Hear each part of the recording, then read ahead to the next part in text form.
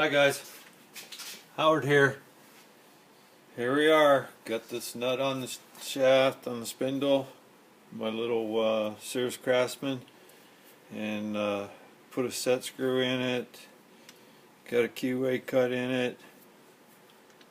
So we're going to put this thing in low gear and try to take it out of there.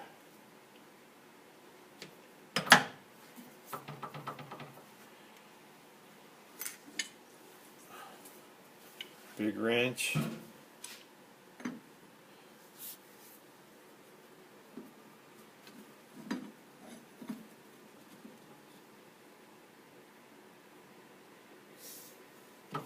There we go.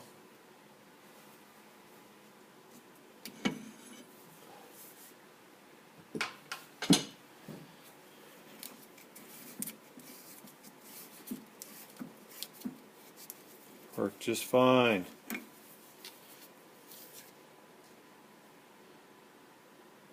Actually guys, I popped it loose before I did this video. I just wanted to show you how it worked, and it worked just fine. I had to just pop it just once and it come right loose. So there you go. Thanks for watching. Thanks for subscribing. See you the next time. Should have it running here pretty quick.